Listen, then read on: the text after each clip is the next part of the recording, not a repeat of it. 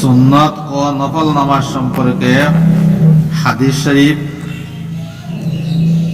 বিসমিল্লাহির রহমানির রহিম।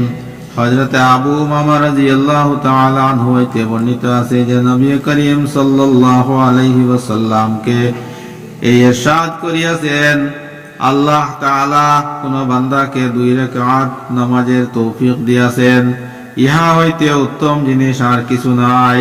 বান্দা যতক্ষণ নামাজে মশগুল থাকে ততক্ষণ তাহার মাথার উপর কল্যাণ সমূহ ছিটানো হয় এবং বান্দা সেই জিনিস হইতে বেশি আর কোন জিনিস দ্বারা আল্লাহর নৈকট্য লাভ করিতে পারে না, যাহা স্বয়ং আল্লাহ তাআলার জাত বা সত্তা হইতে বাহির হইয়াছে, অর্থাৎ কোরআন শরীফ।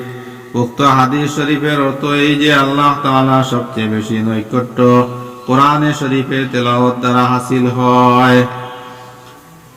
উক্ত হাদিস শরীফের অর্থ এই যে আল্লাহ তাআলার সবচেয়ে বেশি নৈকট্য কোরআন শরীফের তেলাওয়াত দ্বারা হাসিল হয়। হযরত আবু হুরায়রা রাদিয়াল্লাহু তাআলা আনহু হতে বর্ণিত আছে যে রাসূলুল্লাহ সাল্লাল্লাহু আলাইহি ওয়াসাল্লাম একটি কবরের নিকট দিয়া যাওয়ার সময় জিজ্ঞাসা করিলেন, এই কবরটি কাহার? সাহাবা রাদিয়াল্লাহু তাআলা আনহুম আরজ করিলেন, অমুক ব্যক্তির। তিনি ইরশাদ করিলেন, এই কবরবাসী লোকটির নিকট 2 রাকাত নামাজ তোমাদের অবশিষ্ট দুনিয়ার সমস্ত জিনিস অপেক্ষা অধিক প্রিয়। হযরত রাসূলুল্লাহ সাল্লাল্লাহু আলাইহি ওয়াসাল্লামের এই ইরশাদের উদ্দেশ্য এই যে 2 রাকাতের মূল্য সমগ্র দুনিয়ার আসবাবপত্র হইতে বেশি, আর ইহা কবরে যাওয়ার পর বুঝে আসিবে। হযরত আবু যর রাদিয়াল্লাহু তাআলা আনহু বলেন, একবার রাসূলুল্লাহ সাল্লাল্লাহু আলাইহি ওয়াসাল্লাম শীতের মৌসুমে বাহিরে আসিলেন। গাছ হইতে পাতা জড়িয়া পড়িতেছিল। তিনি একটি গাছের 2টি ডাল হাতে লইলেন, উহার পাতা আরো জড়িয়া পড়িতে লাগিল। নবী করিম সাল্লাল্লাহু আলাইহি ওয়াসাল্লাম ইরশাদ করিলেন, আবু যর, আমি আরজ করিলাম, হাজির আছি ইয়া রাসূলুল্লাহ। তিনি ইরশাদ করিলেন, মুসলমান বান্দা যখন আল্লাহ তাআলাকে সন্তুষ্ট করার উদ্দেশ্যে নামাজ পড়ে, তখন তাহার গুনাহ এইভাবে তাহার উপর হইতে জড়িয়া পড়ে, যেমন এই গাছ হইতে পাতা জড়িয়া পড়িতেছে। হযরত আয়েশা রাদিয়াল্লাহু তাআলা আনহা রাসূলুল্লাহ সাল্লাল্লাহু আলাইহি ওয়াসাল্লামের ইরশাদ বর্ণনা করেন যে ব্যক্তি 12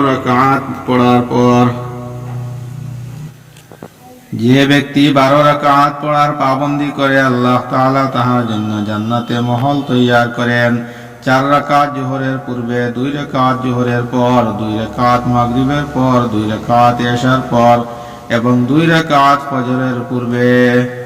হযরত আয়েশা রাদিয়াল্লাহু তাআলা আনহা হইতে বর্ণিত আছে যে নবী করিম সাল্লাল্লাহু আলাইহি ওয়াসাল্লামের নিকট নফল ও সুন্নতের এই মধ্যে কোনো নামাজের এত গুরুত্ব ছিল না যত ফজরের পূর্বে 2 রাকাত সুন্নত পড়ার গুরুত্ব ছিল। হযরত আয়েশা রাদিয়াল্লাহু তাআলা আনহা হইতে বর্ণিত আছে যে নবী করিম সাল্লাল্লাহু আলাইহি ওয়াসাল্লাম ফজরে 2 রাকাত সুন্নত সম্পর্কে ইরশাদ করিয়াছেন যে এই 2 রাকাত আমার নিকট সমগ্র দুনিয়া হইতে প্রিয়। হযরত উম্মে হাবিবা রাদিয়াল্লাহু তাআলা আনহা হইতে বর্ণিত আছে যে রাসূলুল্লাহ সাল্লাল্লাহু আলাইহি ওয়াসাল্লাম ইরশাদ করিয়াছেন, যে ব্যক্তি জোহরের পূর্বে 4 রাকাত ও জোহরের পর 4 রাকাত নিয়মিত পড়ে, আল্লাহ তাআলা তাহাকে দুজহের আগুনের উপর হারাম করিয়া দেন। জোহরের পূর্বে 4 রাকাত সুন্নতে মুআক্কাদা এবং জোহরের পর 4 রাকাতের মধ্যে 2 রাকাত সুন্নতে মুআক্কাদা ও 2 রাকাত নফল। হযরত উম্মে হাবিবা রাদিয়াল্লাহু তাআলা আনহা হইতে বর্ণিত আছে যে রাসূলুল্লাহ সাল্লাল্লাহু আলাইহি ওয়াসাল্লাম ইরশাদ করিয়াছেন, যে কোন মুমিন বান্দা জোহরের পর 4 রাকাত পড়ে, ইনশাআল্লাহ জাহান্নামের আগুন তাহাকে কখনো স্পর্শ করিবে না। হযরত আব্দুল্লাহ ইবনে সাইব রাদিয়াল্লাহু তাআলা আনহু হইতে বর্ণিত আছে যে রাসূলুল্লাহ সাল্লাল্লাহু আলাইহি ওয়াসাল্লাম সূর্য ডলার পর জোহরের পূর্বে 4 রাকাত পড়িতেন। তিনি ইরশাদ করিয়াছেন, ইহা এমন সময় যখন আসমানের দরজা সমূহ খুলিয়া দেওয়া হয়। এই জন্য আমি চাই যে এই সময় আমার কোনো নেক আমল আসমানের দিকে যাক। ফায়দা: জোহরের পূর্বে 4 রাকাতের দ্বারা উদ্দেশ্য হইল 4 রাকাত সুন্নতে মুআক্কাদা।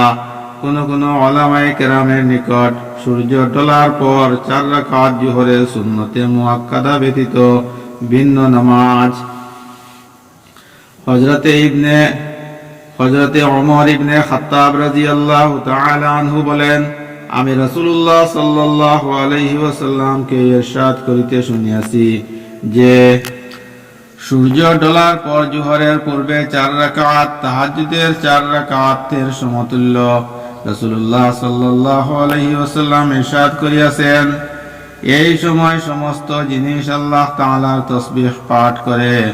অতঃপর কোরআনের আয়াত তেলাওয়াত করিয়াছেন, যাহার অর্থ এই যে ছায়াযুক্ত জিনিসসমূহ উহা দ্বারা ছায়া সূর্য ডলার সময় বিনয়ের সহিত আল্লাহ তাআলাকে সিজদা করত। কখনো একদিকে কখনো আরেক দিকে অপর দিকে ঝুঁকিয়া পড়ে।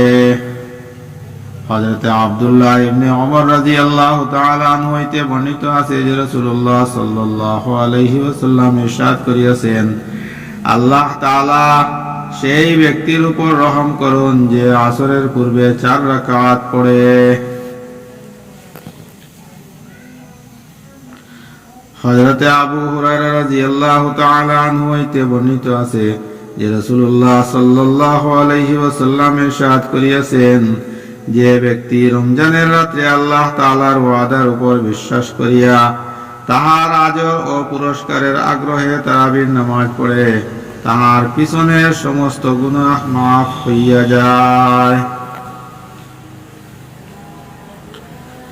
হযরত আব্দুর রহমান রাদিয়াল্লাহু তাআলা আনহু হইতে বর্ণিত আছে যে রাসূলুল্লাহ সাল্লাল্লাহু আলাইহি ওয়াসাল্লাম একবার রমজান মাসের আলোচনা প্রসঙ্গে ইরশাদ করিলেন, ইহা এমন মাস যাহার রোজা আল্লাহ তাআলা তোমাদের উপর ফরজ করিয়াছেন এবং আমি তোমাদের জন্য উহা তারাবিহকে সুন্নত সাব্যস্ত করিয়াছি। যে ব্যক্তি আল্লাহ তাআলার ওয়াদার উপর বিশ্বাস করিয়া এবং তাহার আজর ও পুরস্কারের আগ্রহ লইয়া এই মাসে রোজা রাখে ও তারাবিহ পড়ে, সে গুনাহ হইতে এইরূপ পাক হইয়া যায় যেন সে আজই আপন মাতৃগর্ভ হইতে জন্মগ্রহণ করিয়াছে। হযরতে আবু ফাতিমা রাদিয়াল্লাহু তাআলা আনহা বলেন, নবী করিম সাল্লাল্লাহু আলাইহি ওয়াসাল্লাম আমাকে হযরতে আবু ফাতিমা রাদিয়াল্লাহু তাআলা আনহু বলেন, নবী করিম সাল্লাল্লাহু আলাইহি ওয়াসাল্লাম আমাকে ইরশাদ করিয়াছেন যে, আবু ফাতেমা, তুমি যদি আখিরাতে আমার সহিত মিলিত হইতে চাও তবে বেশি পরিমাণে সিজদা করিও, অর্থাৎ অধিক পরিমাণে নামাজ পড়াও। হযরতে আবু হুরায়রা রাদিয়াল্লাহু তাআলা আনহু বলেন, আমি রাসূলুল্লাহ সাল্লাল্লাহু আলাইহি ওয়াসাল্লামকে ইরশাদ করিতে শুনিয়াছি যে কিয়ামতের দিন মানুষের আমলের মধ্য হইতে সর্বপ্রথম নামাজের হিসাব করা হইবে। যদি নামাজ উত্তম হইয়াছে বলিয়া সাব্যস্ত হয় তবে সেই ব্যক্তি সফল কাম ও কৃতকার্য হইবে, আর যদি নামাজ খারাপ হয় তবে সে ব্যর্থ ও কৃতকার্য হইবে। যদি ফরজ নামাজে কোনো ত্রুটি হইয়া থাকে তবে আল্লাহ তাআলা ইরশাদ করিবেন, দেখো আমার বান্দার নিকট কিছু নফল আছে কিনা যাহা দ্বারা ফরজের ত্রুটি পূরণ করা যায়। যদি নফল থাকে তবে আল্লাহ তাআলা উহার দ্বারা ফরজের ত্রুটি পূরণ করিয়া দিবেন। অতঃপর এইভাবে বাকি আমল, রোজা, যাকাত ইত্যাদির হিসাব হইবে, অর্থাৎ ফরজ রোজা ত্রুটি নফল রোজার দ্বারা পূর্ণ করা হইবে এবং যাকাতের ত্রুটি নফল সদকা দ্বারা পূর্ণ করা হইবে। তিরমিজি শরীফ।